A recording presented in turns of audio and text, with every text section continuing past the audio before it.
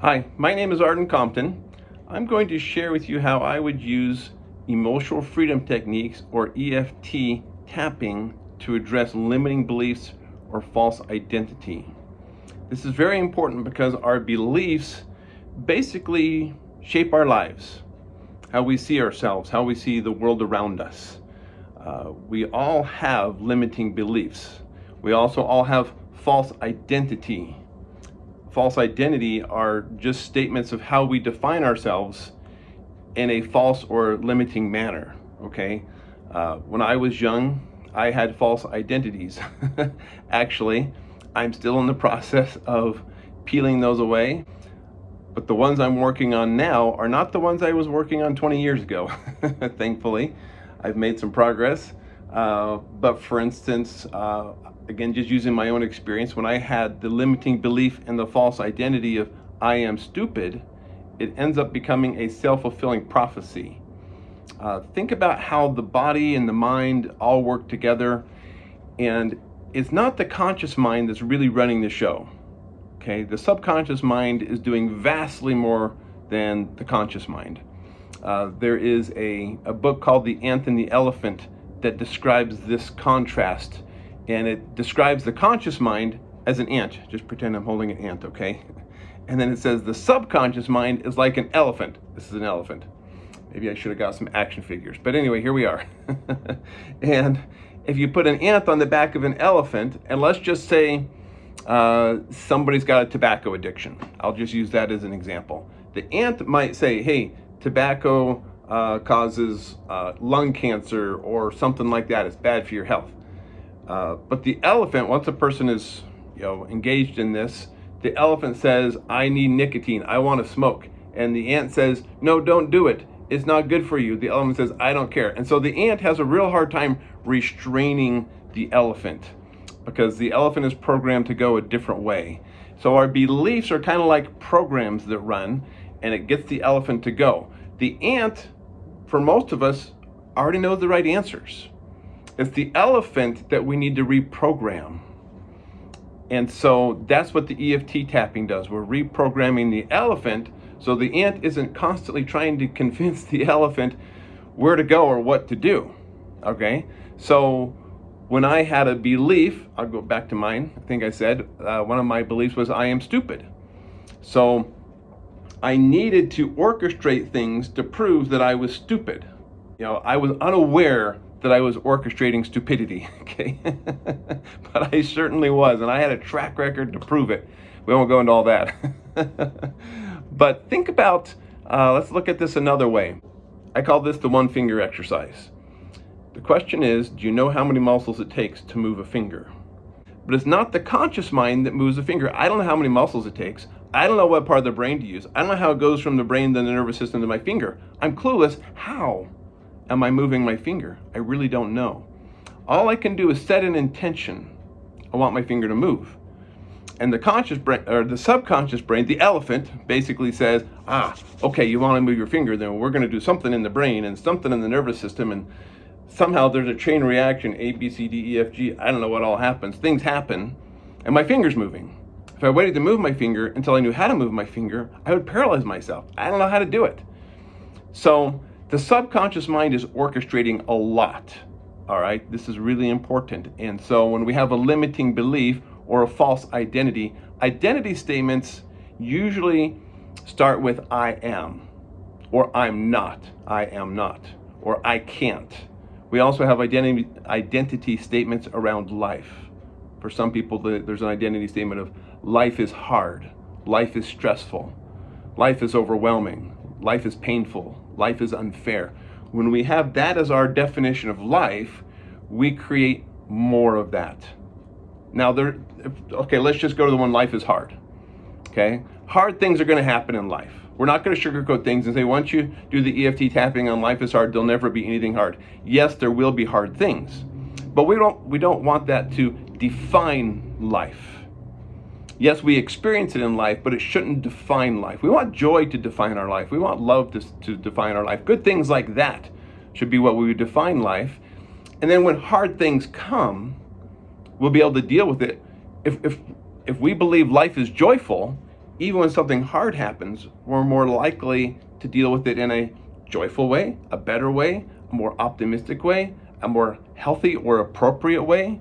The belief that life is hard, again, it becomes a self-fulfilling prophecy. And even though some things that are hard will happen, we create a need in our nervous system for things to be hard. And when things aren't hard, we become uncomfortable. We're not aware of why we're uncomfortable. We don't know what we're doing consciously, but we orchestrate things to prove again that life is hard. And then we're unhappy about it. Nobody likes that. And so limiting beliefs, false identity statements about ourselves, about life, or any element of life. We have belief statements around money, around marriage, around success, around any subject you want to pick. We have a belief around it that shapes our experience around it. And when we can identify our limiting beliefs and our false identities, EFT tapping is one way to rewire that, to retrain the elephant to go the direction that we want it to go. Now, again, it doesn't mean there's never going to be anything difficult in your life, or we're not sugarcoating anything to create a false hope. We just want to move things in a better direction. So I will use an example of one of mine early on when I was first starting to do this work over 20 years ago. One of my limiting beliefs and false identities was nobody listens to me. Nobody, respects my ideas. When I suggest something, either people ignore it or they mock it, they belittle it. It doesn't go anywhere. And it was really, really frustrating to me. So when I learned this principle, what I did was I began tapping on this daily. Now I'm going to emphasize right here, using EFT tapping for limiting beliefs, false identities. Typically, it takes consistency over time. And I can't put a timeline on your journey. For me, this one took me about a month of daily tapping. Maybe it was a little more than a month. But every day I would tap and I would state the negative. We always start by saying the limiting thing we're trying to get out of our program.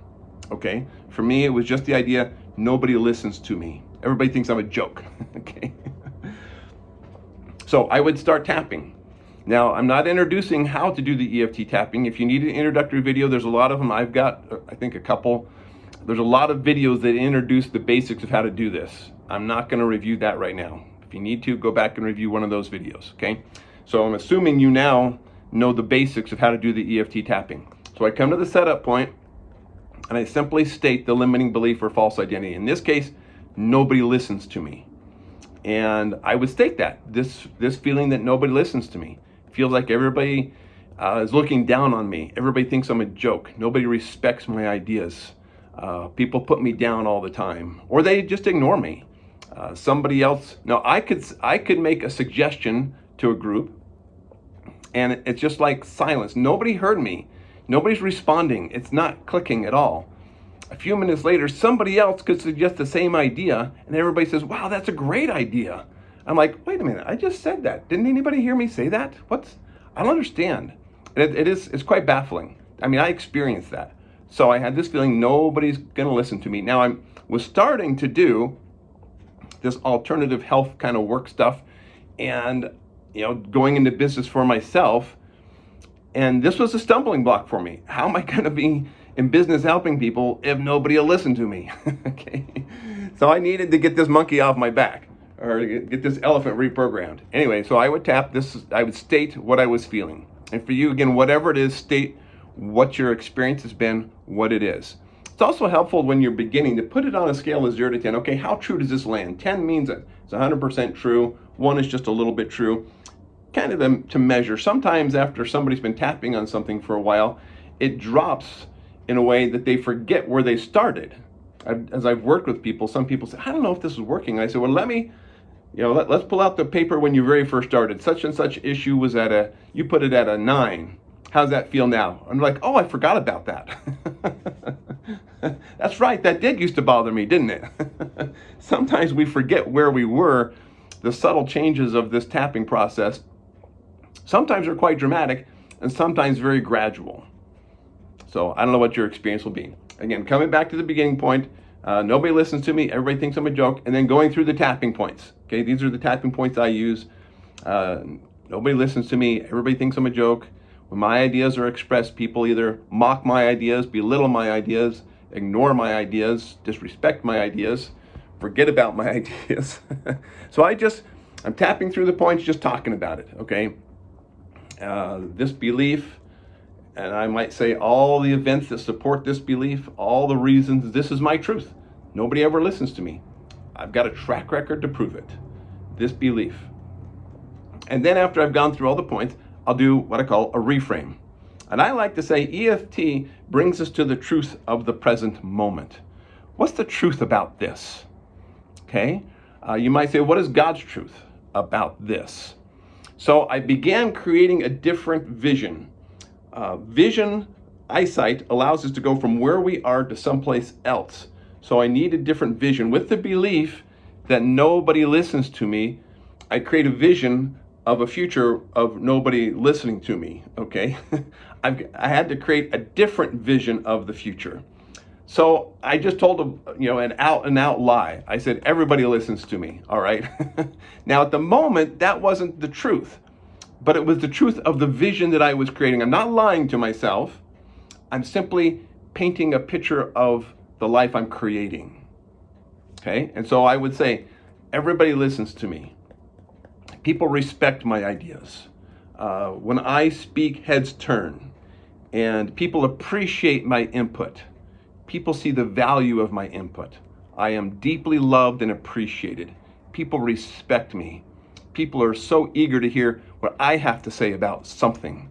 And when I walk in the room, and sometimes I have fun with this, I would exaggerate. I say, when I walk in the room, everybody leans in.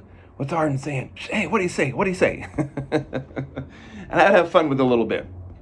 And just paint this different picture of feeling loved and appreciated and respected. And I would tap through all these points again. Sometimes I didn't use all the points. You don't have to use all the points every time. But as I did this, I would meet resistance. My own self-talk was, yeah, right, okay? And memories would come to mind. Memories of past events where my ideas were mocked or belittled or ignored. And I would need to grab those, and some of those memories had a charge of anger, resentment, frustration, bitterness, whatever. And I would have to pull out those memories and then tap on those memories because they were adding fuel to the idea that nobody listens to me. And so I had to say, okay, this time, and one of the memories that came to mind was in the 4th grade, I was playing tetherball. I don't know if you know what tetherball is. Hit the ball around the pole. Recess at school, okay? And I don't know why I ever played tetherball. I always lost. I was the 4th grade loser. But anyway, there's one kid named Brett. Brett always won in tetherball. And the way it worked, if you won your little game of tetherball, you stayed in, and if you lost, you got back in line if you wanted to get back in line. And there'd be a line of people waiting to play, right? So I'm standing in line, and I'm playing Brett, who's already beat everybody, right? He's the dominant, he's king of tetherball. And just as Brett and I begin our game of tetherball, the bell rings. And all the kids run to the classroom, but Brett and I finish our game of tetherball. And I ended up winning. Wow. And I was so excited. I ran into the classroom, and as soon as we were done, we ran because we were close to being late, right? And I ran in the room and just my fist in there, I beat Brett in tetherball. I was so excited. And one of the kids in my classroom say, no, you didn't. You're a liar. You can't beat Brett in tetherball. Sit down, Artie. And kids were mocking me, making fun of me, calling me a liar. Brett doesn't say anything. He just sits at his desk, and the kids are mocking me. I'm like, I don't understand. I just beat Brett in tetherball. Why does everybody think that's impossible? I mean, yeah, I did usually lose. But this idea had a lot of resentment tied to it, a lot of frustration, a lot of confusion, a lot of anger that I wasn't allowed to succeed. Nobody believed I could do something. And so I had to tap on this event. And so I said, okay, this memory where I beat Brett in tetherball and everybody called me a liar. Nobody believed me. They shut me down. They wouldn't believe I could succeed. They didn't think I was capable of doing something like that. And all this resentment and anger and frustration and bitterness and some hatred. It's like, man, those guys are terrible.